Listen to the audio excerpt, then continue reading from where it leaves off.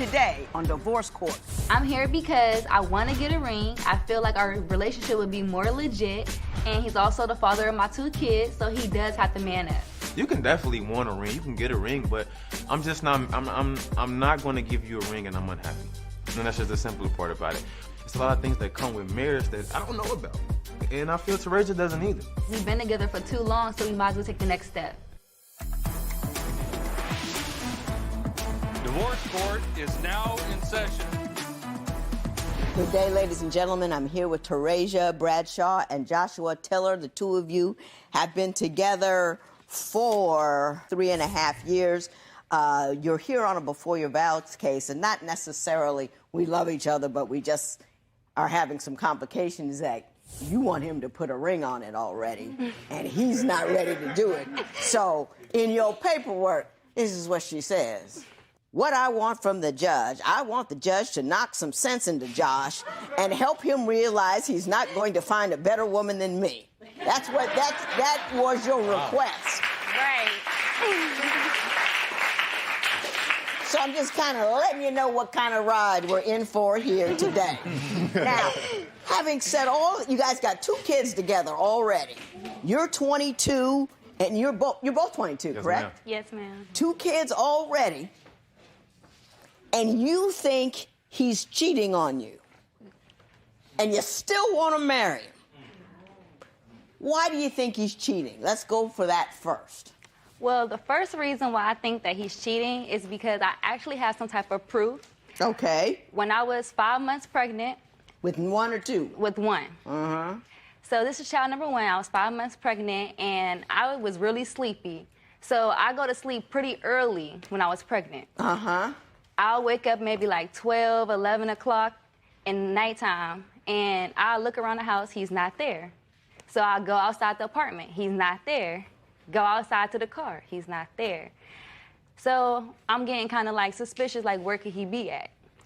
Then one day I seen that he had a phone call, and it was a girl. So I called her back. She ain't really say too much, but I told her, like, come get him. If you want to talk to him, y'all be hanging out late at night, come get him.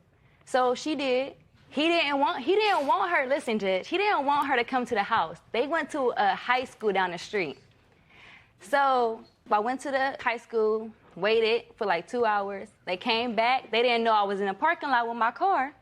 So he jumped out the car. He sees me. I try to pull up and try to tell her, like, well, no, he's staying with you. She pulls off. I try to get in my car to drive and follow her to let her know, like, come get him. And he stops me by putting the car in park. And that was the end of that. He keeps denying that they ain't had nothing going on, but I feel like, why was you sneaking out in the middle of the night for this person? Listen, let me tell you young women something. Y'all don't know how to leave a man. You know? What do you mean? You gonna get in a car and chase him down to the high school, and then you gonna chase this other girl around and tell them to take him. You say, get your stuff, get out, shut the door, period. End of story. That's it. You don't have to prove anything to anybody. You don't have to find out who he let. I don't care. He could date anybody. He's not of interest to me anymore. Out the door, take your stuff, go. Before I give you another reason, let Mr. Tiller explain to him the circumstance at the high school and what turned out almost to be a high-speed chase. First of all, it wasn't really me sneaking out. I know how Teresa gets. She's very dramatic, and to use that all one word, she crazy. So I get down to the high school and I'm talking to the girl. Her friend was in the car, so it wasn't like we were alone. It was somebody else in the vehicle too. And we were just talking. But isn't it just weird to get in your car in the middle of the night to talk to somebody in the parking lot of a high school? I mean, you know, if you were a drug dealer or something, I could see, but for the purposes of conversation, isn't that odd? It's very odd. At the time, I wasn't really concerned with that because me and her were having our own little problems, so the girl was just somebody to talk to. Which the way I went about it was absolutely wrong, but I did it. Can I just make this suggestion? Since I yelled at her, let me go ahead and yell at you. about you don't go to other women about you not being happy with your woman, because that other woman is going to have designs on you. And she go, yeah, oh, she's no good. They've got all that, you know what I mean? And if you're a good-looking dude and she may want to pull you, she's never, ever going to give you advice that is going to be helpful to you. She's looking out for herself. That's number one. Number two, 22-year-olds don't know anything. Y'all don't know anything. Your 22-year-old friends don't know anything. If you want to find out what's going on with a woman and a relationship, find an older woman that is in your family who likes you, who will talk to you. Yes. All right? Yes, ma'am. Holy cow. There's multiple times where she's then chose other things over me, like her friends. She spends 2 weekends of the month in the club. And I got a really big problem with that. And then you tell me that you want me to take you on a date, but you can't even sit next to me on the couch.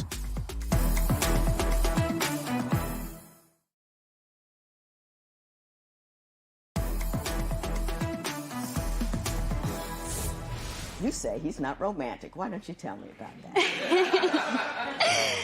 Well, for one, he's not romantic because it seemed like when I want to do stuff, like maybe I want to go take a walk down, like in the park at nighttime. We live in Cincinnati, so we have a river that we can go to and look and see downtown Cincinnati when it's light up. He don't even want to do that. He think everything got to be about money. And I feel like it's not about money. We can do the simple things. Simple things make me happy. But he can't understand that. He just feels like it's all about sex. It's all about what he wants. But he can't never give me what I want. So I feel like, why? Did you hear what she just said? Oh, I heard it. Tell me what you think she meant when she said that. What is her complaint? I don't basically give her any attention. Not quite. Let me ask you this. Do you see any truth in what she just said? Do you see where she gets that idea from? Yes and no. Okay, explain that to me. Yes, because I understand exactly what she's saying. I'm not lost on that part. But the no part is, you can't demand or ask something from somebody and then don't try to give them anything in return. Explain that to me. You can't tell me that you wanted me to be romantic and all these different things, but I don't even get no affection or no romance from you. That it goes both ways. It's like I said, you can't. So you feel unappreciated as well? Absolutely. Tell me why you feel unappreciated. There's multiple times where she's then chose other things over me, like her friends or what's going on social media, all these different type of things over me. She would rather go to the club than to spend the time with me. She spends 2 weekends or 3 of the month in the club. But I don't even see you, and then you at work all day.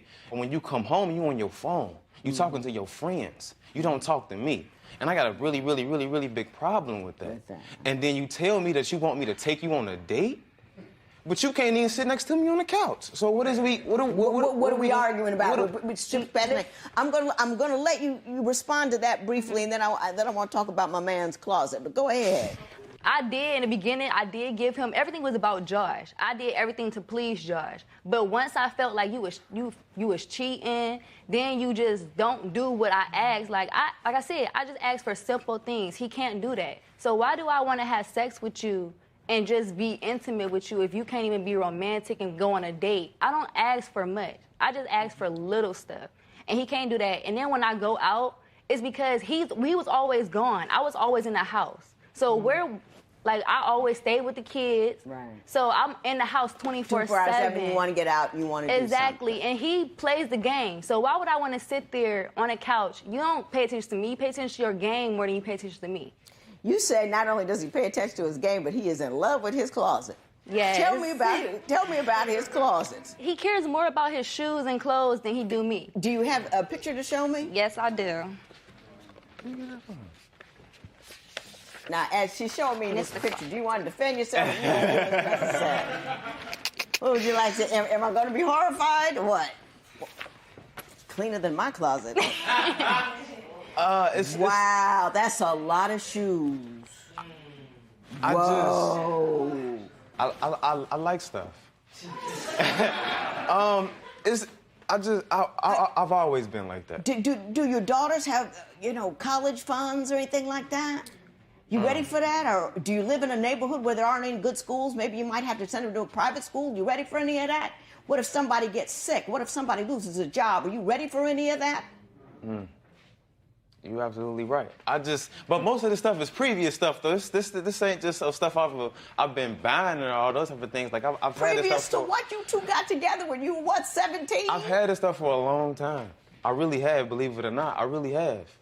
It's just I just take care of my stuff, and that's all it really is. How much money do you spend, you think, monthly on shoes and clothes? Be honest. I don't know. I couldn't even tell you. I'm gonna be honest with you. $200-300? It's a lot. That's only one pair. That's one pair of shoes.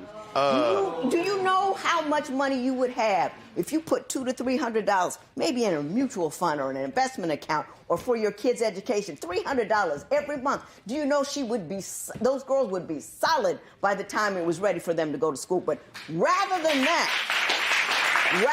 invest in their mind and in their future and in their current day health and welfare, should something go amiss at your house, you are investing it in your feet.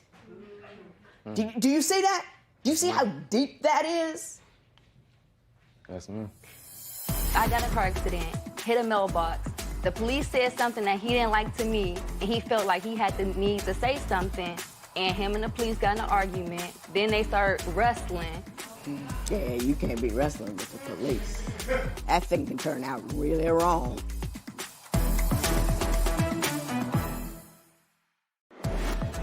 Do you think Josh is giving Teresa the attention she deserves? Tell us what you think at facebook.com/Divorce Court. Divorce Court will be right back.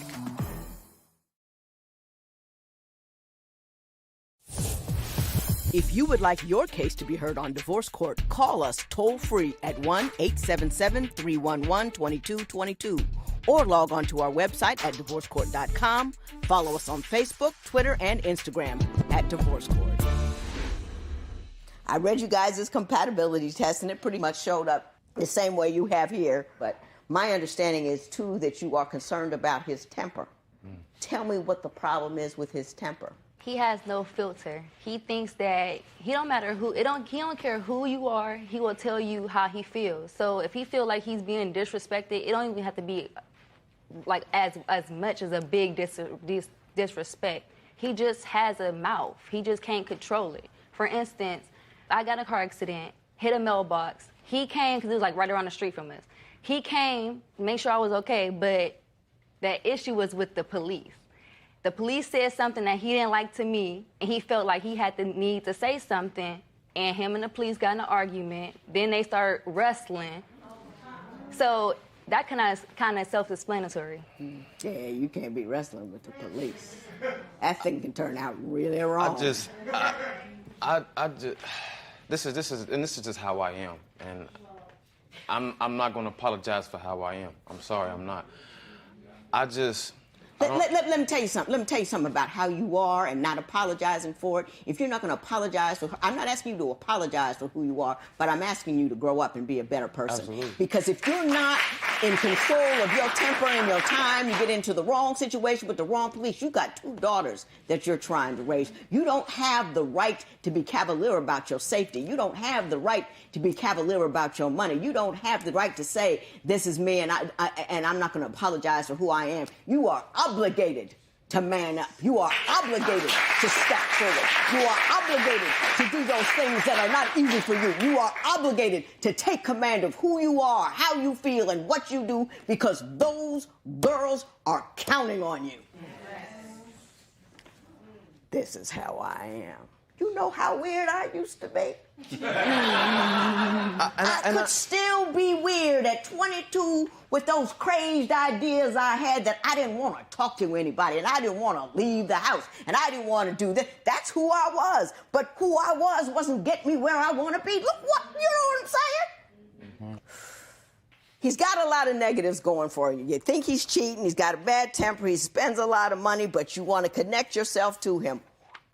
Because of the 2 kids, is that it? I mean, but for the girls, would you not be wanting to marry him? No, it's actually because When we first got together, everything was good. Everything, like, he was just the only person I cared about. I didn't care about nobody else. But it just seemed like now it's just changing, because I don't know if we getting older or what, like we like trying to go in our separate ways. But I really do love him, and he's the only person I really just see myself with.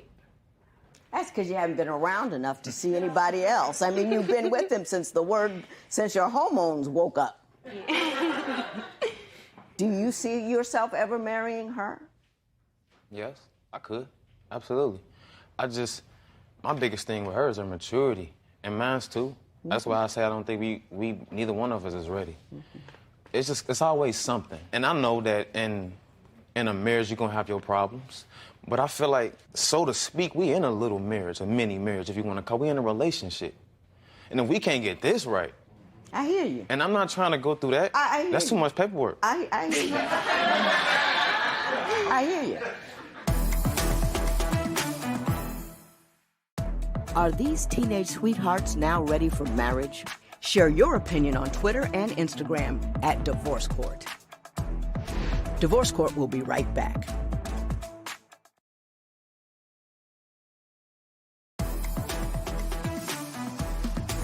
Ms. Bradshaw, I understand exactly what you're looking for here. And if I was in your position, well, my mother would have shot me, but I would want the same thing. I wouldn't want to be anybody's baby mama. I would want to be somebody's wife. I would want to have that legal obligation there, that he has to be there and support you and support them and have that status. I would do that. The best way not to be a baby's mama is don't have children until you're married.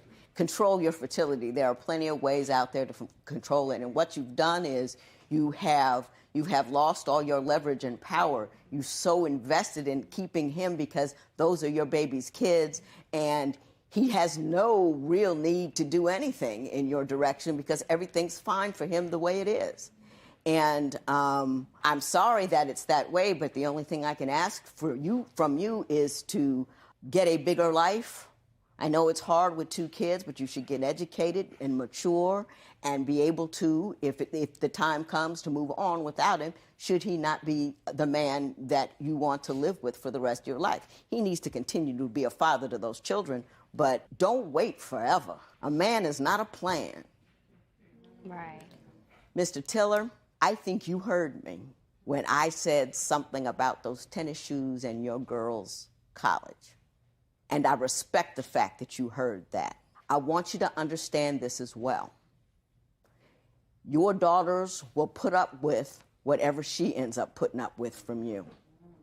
And if you want to feel like nothing one day, you run up on your 16-year-old daughter knocked up by some dude who don't want to keep her and who's running around. Talk about hurt your heart. And you're not a callous guy. You're a thoughtful guy. You're a thinking guy. And I think that will kill you. But that's exactly what you're teaching your daughters to take. Bare minimum. Bare minimum. And how damning that is to give your children bare minimum. I hope that whatever you two do, you do so in a manner that does not condemn your daughters to a life you wouldn't want to have them live. You're too young to get married now. You don't know nothing. I hope you get married one day once you learn something. But I wish you and your daughters the very best of luck. This matter is adjourned.